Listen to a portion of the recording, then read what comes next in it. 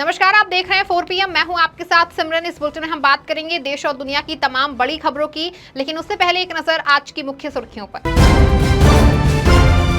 NEET UG परीक्षा मामले को लेकर सुप्रीम कोर्ट में हुई सुनवाई। Chief justice of India DY Chandrachud ने सरकार से किए कई सवाल। अब गुरुवार को होगी अगली सुनवाई। मणिपुर पहुंचे राहुल गांधी। राहत शिविरों में रह रहे हिंसा पीड़ितों से की मुलाकात। बाढ़ प्रभावित इलाकों का किया दौरा। जम्मू कश्मीर नेशनल कॉन्फ्रेंस प्रमुख फारूक अब्दुल्ला की पाकिस्तान को चेतावनी। कहा, आतंकवाद उन्हें कहीं नहीं ले जाएगा। आतंकवाद को खत्म करना बहुत जरूरी। हेमंत सोरेन सरकार का हुआ मंत्रिमंडल विस्तार। पूर्व सीएम चंपई सोरेन बने मंत्री। भाई वसंत सोरेन को नहीं मिली जगह। हिट एंड रन मामले पर सीएम शिंदे ने जताई चिंता। कहा, जब तक मैं मुख्यमंत्री हूं किसी को छूट नहीं मिलेगी।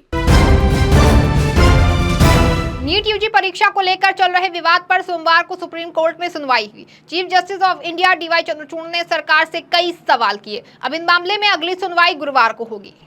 सुप्रीम कोर्ट में CJI DY चंद्रचूड़ की अगुवाई वाली 3 जजों की बेंच ने नीट याचिकाओं पर सुनवाई की है। इस पीठ का नेतृत्व भारत के मुख्य न्यायाधीश DY चंद्रचूड़ और 2 अन्य न्यायाधीश JB पारदीवाला और मनोज मिश्रा कर रहे थे।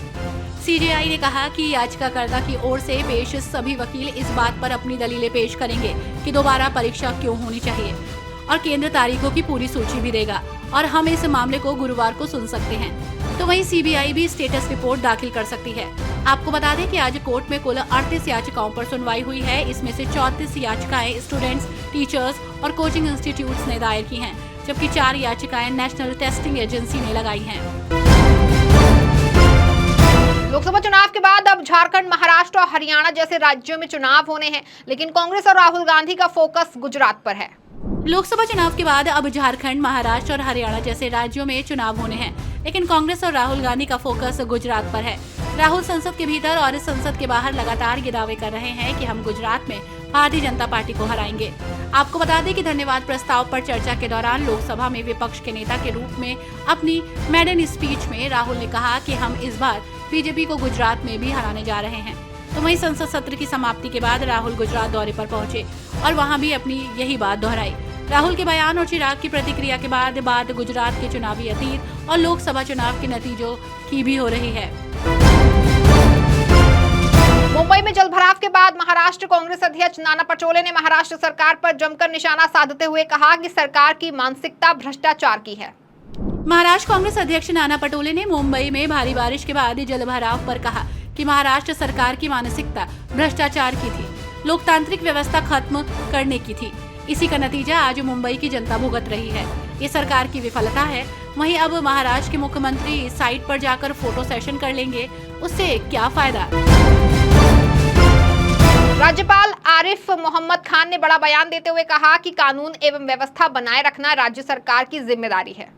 केरल में कानून व्यवस्था की स्थिति पर प्रतिक्रिया देते हुए राज्यपाल आरिफ मोहम्मद खान ने कहा कि कुलपतियों को परिसर के अंदर इस हिंसा को सख्ती से रोकने के निर्देश दिए हैं और आगे उन्होंने कहा कि कानून व्यवस्था बनाए रखना राज्य सरकार की जिम्मेदारी है। मैंने पहले ही कुलपतियों को निर्देश दे दिया है कि कैंपस के अंदर हिंसा पर सख्ती से लगाम लगाई जाए। तो वहीं यूनिवर्सिटीज के पास पुलिस बल नहीं है, इसलिए कानून और व्यवस्था बनाए रखना राज्य सरकार की जिम्मेदारी है। ये कुछ ऐसा है जिसका संज्ञान केवल केरल के लोग ही ले सकते हैं। तो वहीं संप्रभुता इस देश के लोगों, राज्य के लोगों के पास है। कांग्रेस नेता राशिद अल्वी ने बड़ा बयान देते हुए कहा कि जहां जहां जनता को कोई दुख होता है वहां राहुल गांधी हमेशा जाते हैं। पीएम मोदी के मॉस्को दौरे पर बात करते हुए कांग्रेस नेता राशिद अल्वी ने कहा कि प्रधानमंत्री की जिम्मेदारी है, उन्हें जाना चाहिए, लेकिन देश के हितों को सामने रखकर ही उन्हें एग्रीमेंट करना चाहिए। आगे उन्होंने लोकसभा में विपक्ष के नेता राहुल गांधी के मणिपुर दौरे पर भी बात की। उन्होंने कहा कि राहुल गांधी पहले भी मणिपुर गए थे और जहां जहां देश के अंदर कोई परेशानी होती है और जनता को कोई दुख होता है वहां राहुल गांधी हमेशा जाते हैं। जम्मू कश्मीर नेशनल कॉन्फ्रेंस के प्रमुख फारूक अब्दुल्ला ने पाकिस्तान को चेतावनी देते हुए कहा कि आतंकवाद उन्हें कहीं नहीं ले जाएगा। जम्मू कश्मीर नेशनल कॉन्फ्रेंस के प्रमुख फारूक अब्दुल्ला ने भारत के पड़ोसी देश पाकिस्तान को स्पष्ट संदेश दिया और JKNC प्रमुख ने कहा कि ये महत्वपूर्ण है कि पड़ोसी देश ये सोचे कि आतंकवाद उन्हें कहीं नहीं ले जाएगा, इसलिए आतंकवाद को खत्म करना बहुत जरूरी है। तो वहीं जहां तक पड़ोसी देश की बात है तो उन्हें भी समझना चाहिए कि अगर वो दोस्ती निभाते हैं तो दोनों को प्रगति करनी चाहिए। यदि वो शत्रुता पालेंगे तो उसकी प्रगति कमजोर हो जाएगी। ये उनकी कमजोरी है और देखिए उनकी हालत क्या है। इसलिए जरूरी है कि वे भी सोचें कि आतंकवाद उन्हें कहीं नहीं ले जाएगा। आतंकवाद को खत्म करना बहुत जरूरी है। राजस्थान के पूर्व मुख्यमंत्री और कांग्रेस के दिग्गज नेता अशोक गहलोत ने प्रदेश बीजेपी सरकार पर युवाओं व सोशल एक्टिविस्ट को प्रदर्शन करने से रोकने का आरोप लगाते हुए निशाना साधा है। राजस्थान के पूर्व मुख्यमंत्री और कांग्रेस के दिग्गज नेता अशोक गहलोत ने प्रदेश बीजेपी सरकार पर युवाओं और सोशल एक्टिविस्ट को प्रदर्शन करने से रोकने का आरोप लगाते हुए निशाना साधा। अशोक गहलोत ने अपने सोशल मीडिया पर लिखा कि कई युवाओं और एक्टिविस्टों ने मेरे कार्यालय में आकर और सोशल मीडिया के माध्यम से बताया कि वो बेरोजगारी भत्ता, रोजगार, राजीव गांधी युवा मित्र बहाली, भर्तियों की घोषणा जैसे मुद्दों पर जयपुर में धरना प्रदर्शन करना चाहते हैं, लेकिन प्रशासन उन्हें सरकार के दबाव में अनुमति नहीं दे रहा। मैं सरकार और पुलिस प्रशासन से आग्रह करता हूं कि इस तरह की अलोकतांत्रिक कार्यप्रणाली न अपनाएं एवं जनता को उनका लोकतांत्रिक हक प्रयोग करने दें।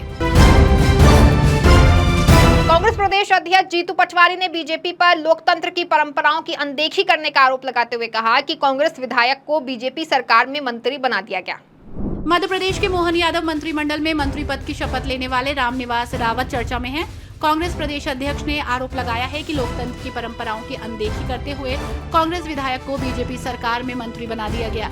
आपको बता दें कि कांग्रेस प्रदेश अध्यक्ष जीतू पटवारी ने रामनिवास रावत के अब भी कांग्रेस विधायक होने का दावा किया है। तो वहीं जीतू पटवारी ने एक्स पर लिखा है कि ये स्थापित परंपरा है कि सरकार और विपक्ष अलग होते हैं, लेकिन लोकतंत्र की हत्या और कुर्सी की सौदेबाजी के लिए कुख्यात बीजेपी ने कांग्रेस विधायक को ही मंत्री पद की शपथ दिला दी। ये लोकतंत्र और संविधान का प्रमाणित अपमान है। जबकि कांग्रेस विधायक रामनिवास रावत की विधानसभा सदस्यता समाप्त करने के लिए भी विधानसभा अध्यक्ष के समक्ष पर्याप्त आधार और प्रामाणिकता के साथ प्रतिवेदन दिया था। दुर्भाग्य से उन्होंने भी कर्तव्य पालन नहीं किया। इस बुलेटिन में फिलहाल बस इतना ही। ऐसी तमाम राजनीतिक खबरों के लिए बने रहें और जुड़े रहें 4 PM के साथ। धन्यवाद।